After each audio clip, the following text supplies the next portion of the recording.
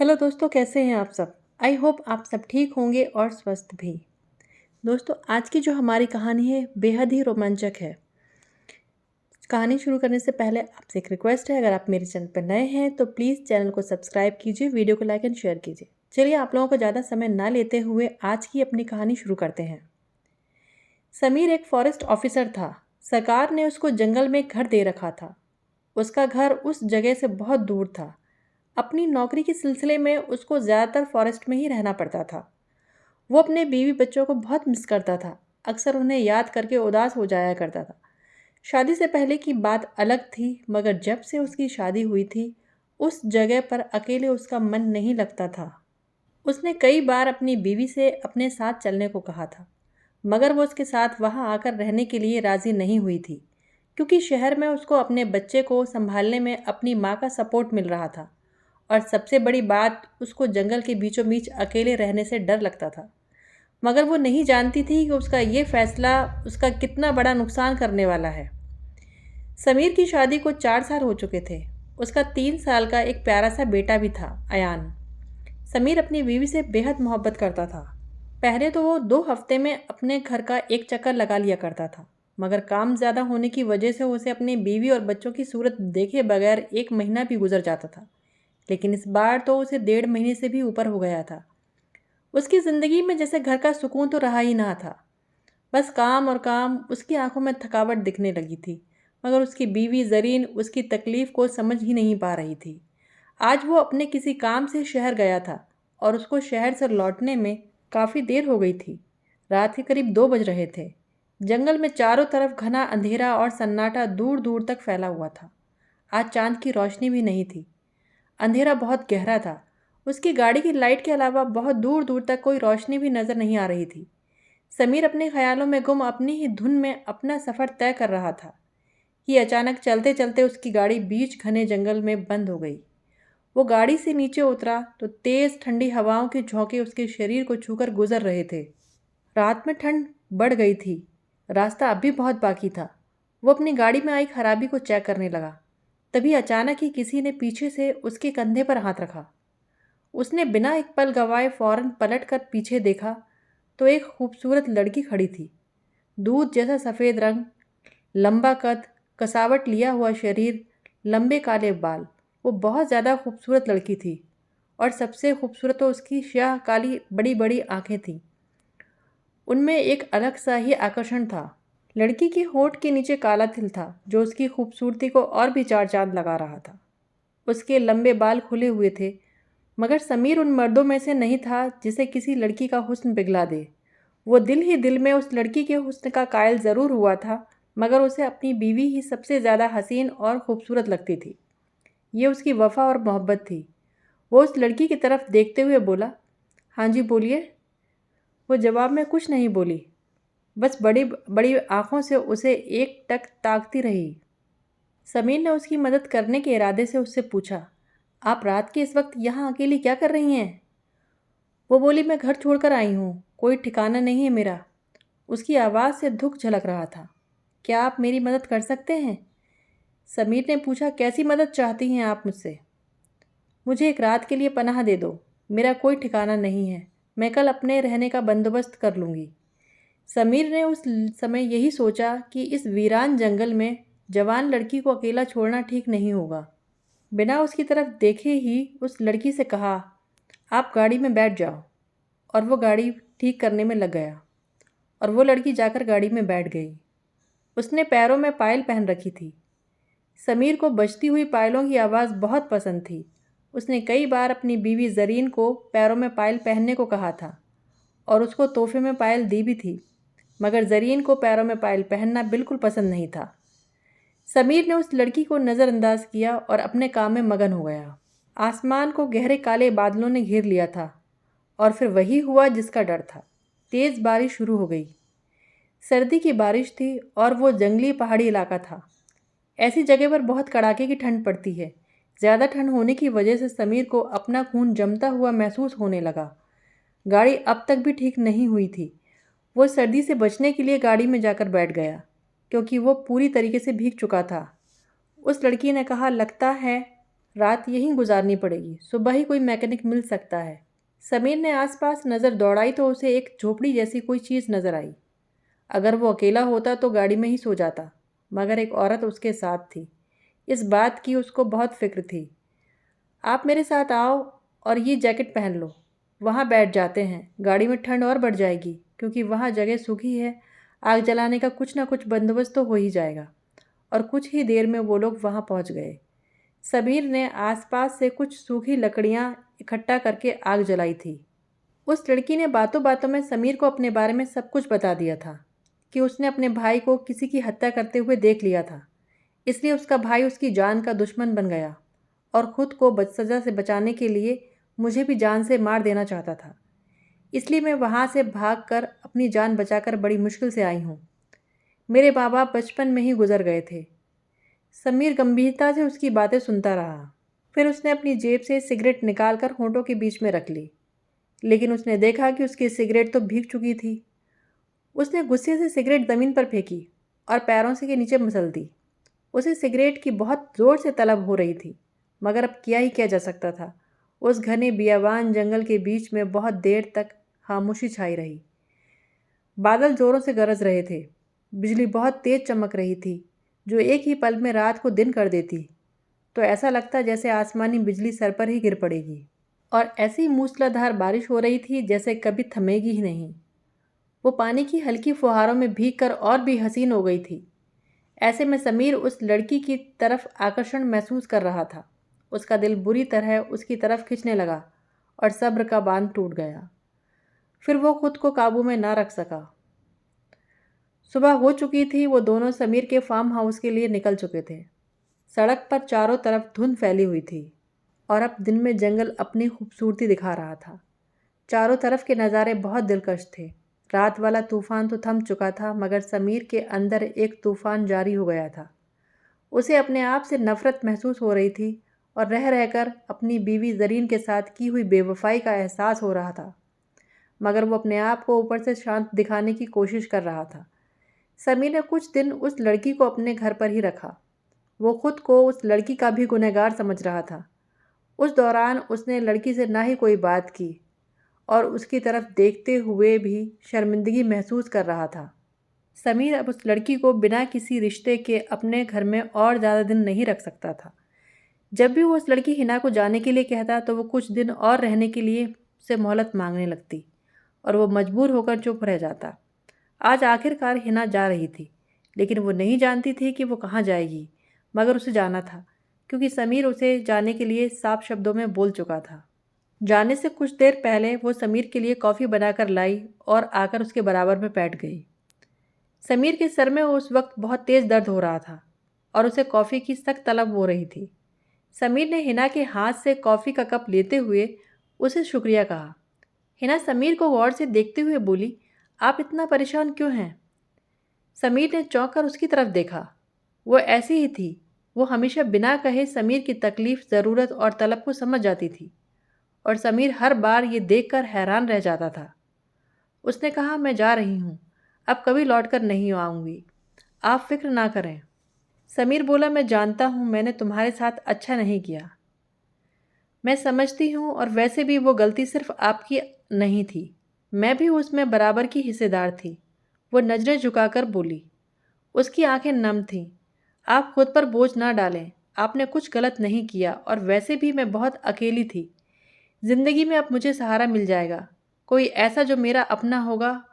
वो खोई हुई सी बोली। मतलब मैं समझा नहीं। मतलब ये कि मैं प्रेग्नेंट हूँ, वो गर्दन झुकाकर बोली। आंसू उसकी खूबसूरत आंखों को भिगोने लगे। उस पल वो और खूबसूरत लग रही थी। ये सुनते ही समीर का दिमाग चकरा कर रह गया।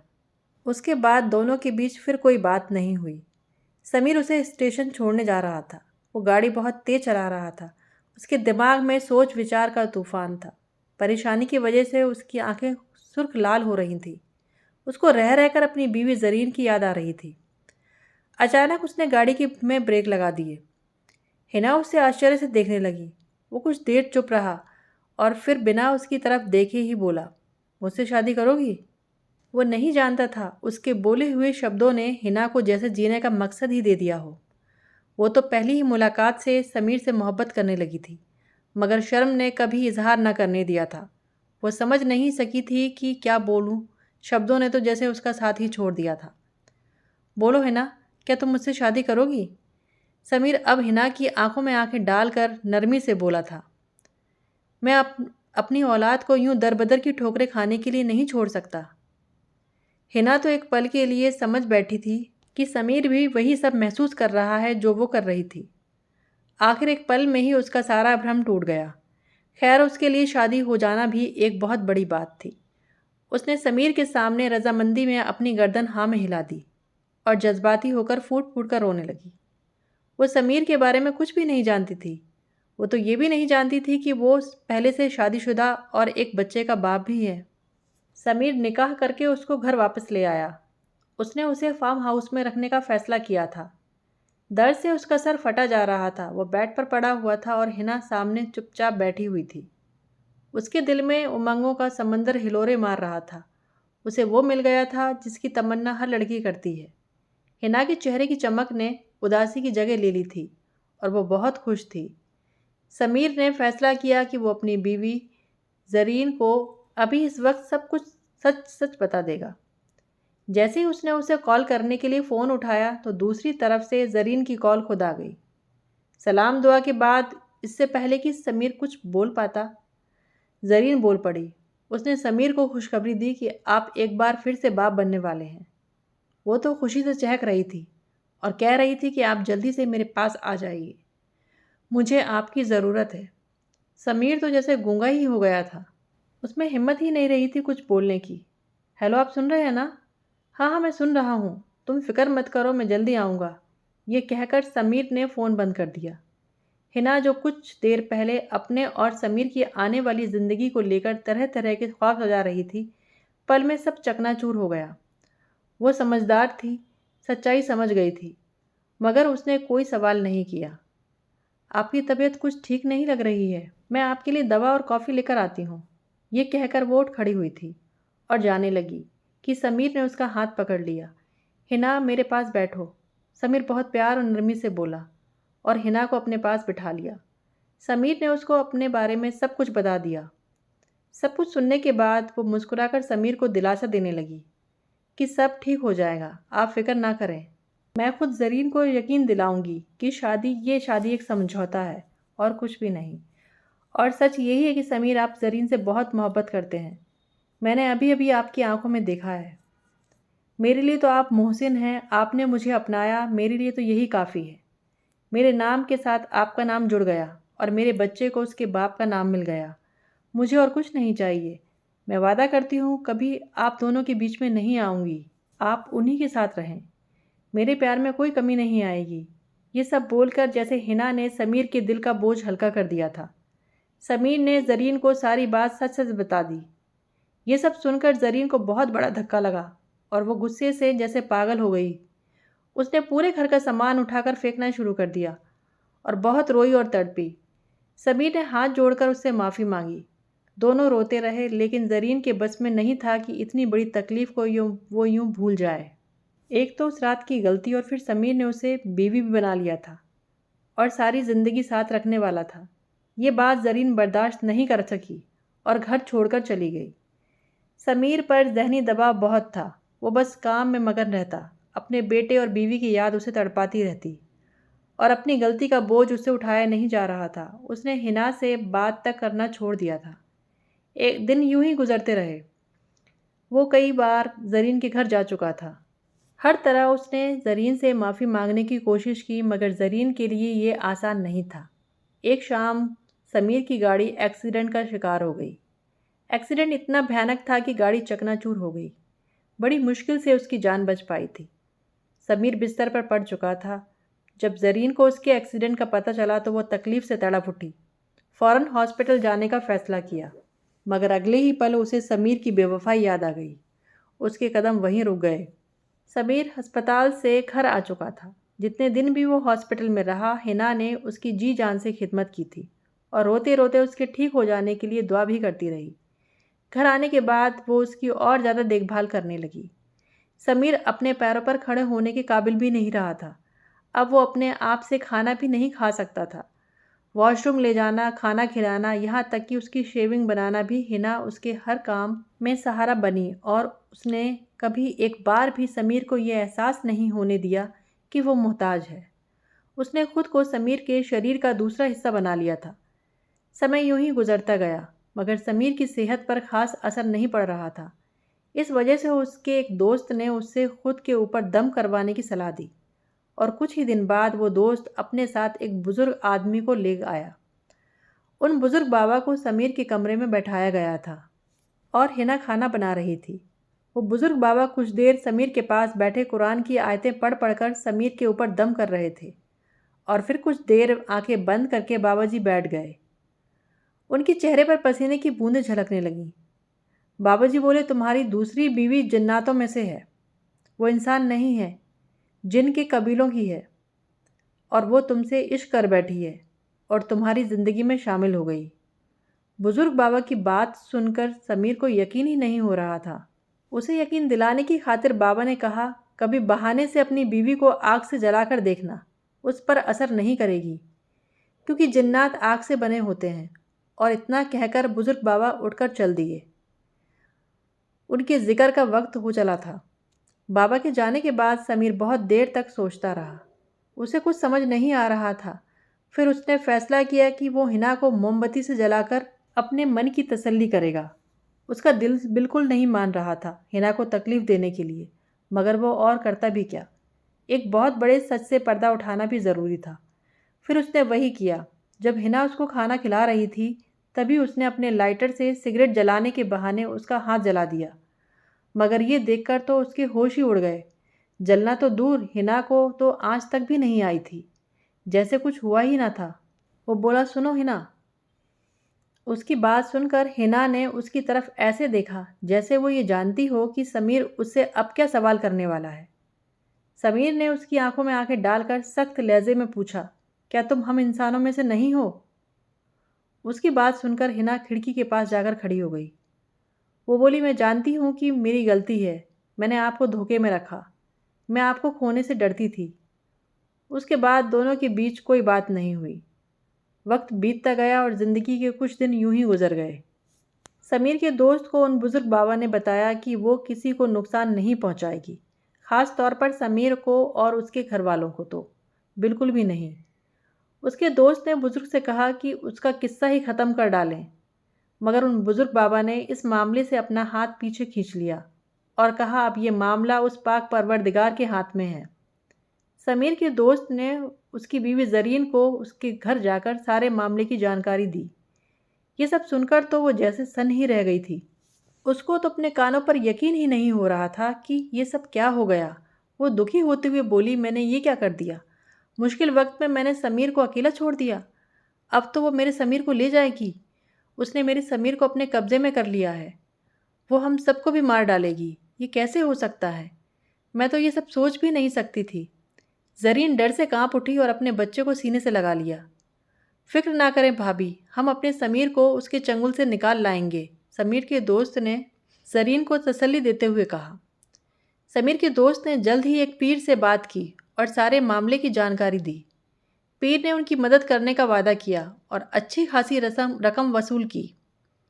पीर ने उन्हें चांद की 13 तारीख दे दी और कहा, उस रात अपने दोस्त को मेरे आस्थाने पर लेकर आना। इससे पहले हम कुछ ज़रूरी अमल करेंगे, जिसका असर तुम्हारे दोस्त पर होगा, मगर तुम घबराना मत। ये सब उसको ठीक करने के लिए ही होगा। और कुछ दिन बाद वो अपने दोस्त समीर के पास आया और बोला, यार, उन बुजुर्ग बाबा ने तुम्हें हिना की सारी सच्चाई बता दी थी। फिर भी यार तू उस चुड़ैल के साथ कैसे रह रहा है? यार मेरी बात मान, छोड़ दे उसे। तूने उसकी वजह से भाभी को और अपने बेटे को भी छोड़ दिया है। समीर बोला, मैंने ज़रीन को नहीं छोड़ा, ज़रीन ने मुझे छोड़ा है। यार मैंने कितनी बार कोशिश की, उसके घर के कितने चक्कर लगा चुका हूँ। और तो और उसके माँ बाप ने भी मुझे बेइज्जत करके घर से जाने के लिए कह दिया। अब मैं और इससे ज़्यादा बेइज्जती बर्दाश्त नहीं कर सकता था। और क्या करूँ? मैं उसे मनाने की हर मुमकिन कोशिश कर चुका हूँ। यार तू नहीं जानता मैं ज़रीन से कितनी मोहब्बत करता हूँ।